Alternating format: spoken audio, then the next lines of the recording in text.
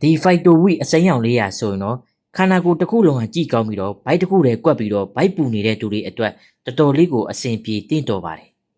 ကျွန်တော်တို့ဟာအနည်းနည်းအလတ်လစားသုံးထားတာကြောင့်ဦးလန်းကျောင်းမှာကန့်ညိနေတဲ့အစီကြံတွေအစိတ်အတောက်တွေမလိုလားအပ်တဲ့အညစ်အကြေးတွေကိုဖိုက်တိုဝီလေးကဖယ်ရှားပေးပါတယ်ဒီဖိုက်တိုဝီလေးကိုဘိုက်အရန်ပူတဲ့သူတွေအရန်ဝါတဲ့သူတွေဆိုရင်တော့နေ့စဉ်မပြတ်ညစဉ်ညတိုင်း3-4 လလောက်စတိုက်တောက်တုံးပေးလိုက်မယ်ဆိုရင်တော့တိတိတတာအစီတွေကျဆင်းပြီးတော့ဝိတ်ကျလာမှာပါပိန်တဲ့သူတွေဆိုရင်တော့တစ်ပတ်ကို2ကြိမ်3ကြိမ်လောက်တောက်ပေးမယ်ဆိုရင်တော့ဘိုက်ထဲမှာရှိတဲ့အညစ်အကြေးနဲ့အစီကြံအစိတ်အတောက်တွေကိုဖယ်ရှားပေးပြီးတော့ကျန်းမာလာပါတဲ့ဘဝကိုပိုင်ဆိုင်နေမှာပဲဖြစ်ပါတယ်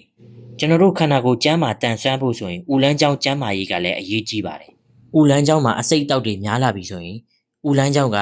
ကျွန်တော်တို့စားသုံးလိုက်တဲ့အစာအာဟာရတွေမှာပါတဲ့အာဟာရတွေကိုကောင်းစွာမဆုပ်ယူနိုင်တော့ဘူးအဲ့ဒီခါမှာဆိုရင်ကျွန်တော်တို့ကဗီတာမင်တွေချို့တက်လာပြီးတော့ခေါင်းမူတာတွေခေါင်းကိုက်တာတွေအိုင်းအင်နှုံးချိတာတွေဖြစ်လာတတ်ပါတယ်